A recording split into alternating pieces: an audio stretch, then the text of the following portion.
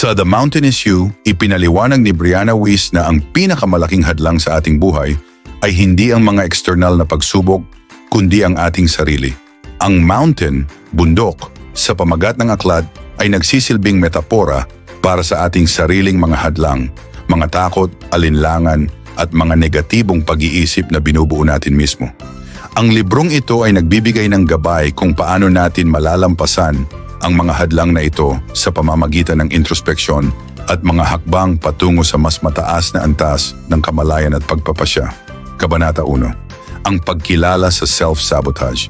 Sa unang kabanata, tinatalakay ni Wiest kung ano ang ibig sabihin ng self-sabotage.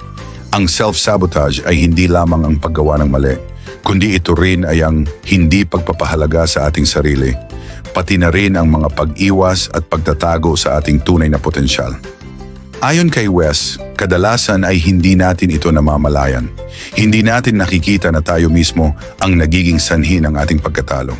Ito ay maaring mag-manifest sa mga gawi tulad ng procrastination, pag-iwas sa mga mahahalagang desisyon o pagkakaroon ng takot sa tagumpay. Mahalaga raw na kilalanin ang ating mga pattern ng self-sabotage dahil ito ang unang hakbang patungo sa pagbabago. Kailangan nating maging tapat sa ating sarili at aminin na ang ating mga takot, insecurities at maling paniniwala ay nagiging hadlang sa ating paglago. Kabanata 2, ang takot at pag-ibig. Isa sa mga pangunahing tema ng libro ay ang konsepto ng takot laban sa pag-ibig. Ayon kay Wiest, may dalawang pangunahing puwersa na nagpapagalaw sa atin: takot at pag-ibig. Ang takot ay nagiging sanhi ng ating mga pagkilos na nagiging sanhi ng self-sabotage, samantalang ang pag-ibig ay nagpapalakas sa atin na magpatuloy at magtiwala sa ating sarili. Ipinapaliwanag ni Wiest na ang takot ay hindi laging isang negatibong emosyon. Ito ay isang natural na reaksyon sa mga bagong bagay at pagbabago. Ngunit kailangan natin itong balansihin at maging aware sa kung paano natin hinaharap ang takot.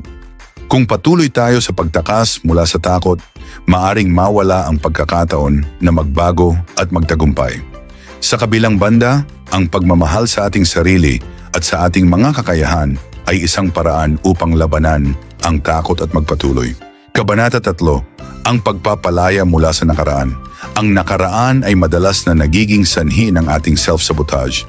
Marami sa atin ang nababahala pa rin sa mga pagkatalo at pagkakamali mula sa nakaraan. Ayon kay Wiest, ito ay isang maling pananaw. Sa halip na maging bihag ng nakaraan, dapat nating gamitin ito bilang hakbang tungo sa mas mataas na antas ng kamalayan at personal na paglago. Pagtanggap sa ating mga pagkatalo at pagkakamali at hindi pagbabalik loob sa kanila ang magdadala sa atin ng mas malalim na pag-unawa sa ating sarili. Ito ay mahalaga upang hindi natin hayaan na ang ating nakaraan ay magdikta ng ating hinaharap. Kabanata 4, ang pagkakakilanlan ng iyong inner self. Ipinapakita sa kabanatang ito kung paano natin matutuklasan at makikilala ang ating tunay na sarili. Kadalasan ang ating mga desisyon ay batay sa mga expectation ng iba o kaya naman ay sa mga takot na mayroon tayo. Ngunit sa paghanap ng ating tunay na layunin at pagkakakilanlan, matutulungan tayo nitong magdesisyon mula sa isang lugar ng lakas at katotohanan. Ipinapakita ni Wiest na sa proseso ng self-discovery, mahalaga ang pag-pursue ng ating mga passions at ang pagtanggap ng ating mga kahinaan. Ang pagkakaroon ng malalim na koneksyon sa ating sarili ay magbibigay sa atin ng lakas upang magtagumpay at magbago. Kabanata 5, ang paglago sa pamamagitan ng aksyon. Habang mahalaga ang introspeksyon at ang pagpapalawak ng kamalayan, hindi magiging makatawid sa pagbabago ang mga ito kung walang aksyon. Ayon kay Wiest, ang tunay na pagbabago ay nagsisimula sa mga maliliit na hakbang at kailangan natin ng disiplina upang maging consistent sa ating mga layunin.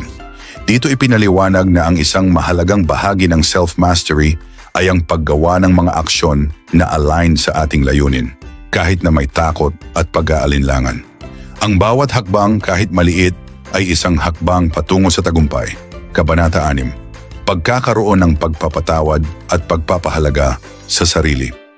Sa huling kabanata, itinatampok ang kahalagahan ng pagpapatawad sa sarili at pagpapahalaga sa ating sariling pagkatao. Madalas ang mga tao ay matinding magdusa sa kanilang mga pagkakamali, Ngunit hindi nila nakikita na ang tunay na paglago ay nangyayari kapag natututo tayong tanggapin at mahalin ang ating sarili. Kasama na ang ating mga kahinaan at imperpeksyon. Ang pagpapatawad sa sarili ay hindi nangangahulugang pagpapabaya o pagiging mapapatawad sa lahat ng kasalanan, kundi isang malalim na pag-unawa na ang bawat pagkatalo ay isang pagkakataon na magtulungan ang ating sarili tungo sa mas magandang bukas. Ang aklat ay nagtapos sa ideya na ang mountain ay isang simbolo ng ating mga limitasyon at hadlang sa buhay, ngunit ito rin ay isang pagkakataon para sa ating paglago. Ang ating personal na bundok ay hindi isang bagay na dapat nating takasan, kundi isang hamon na dapat nating tanggapin at pagtagumpayan. Ang bawat hakbang na ginagawa natin upang umakyat ay isang hakbang patungo sa ating mas mataas na bersyon ng sarili. Ang The Mountain is You ay isang gabay na nagtuturo sa atin na ang mga hadlang na nararanasan natin ay hindi isang permanenteng sagabal, kundi isang pagkakataon upang mapagtanto ang ating tunay na potensyal. Sa pamamagitan ng pagpapalaya sa ating sarili mula sa mga takot, mga pagkatalo at self-sabotage, matutulungan tayo nitong makamit ang isang mas maligaya at matagumpay na buhay. Ang mensahe ng aklat ay simple. Ang tunay na lakas at tagumpay ay nagmumula sa pagtanggap sa ating sarili, ang pagharap sa ating mga takot, at ang paggawa ng mga hakbang patungo sa mas mataas na layunin. Ang mountain ay hindi kakalaban. Ito ay isang daan patungo sa iyong mas mataas na sarili.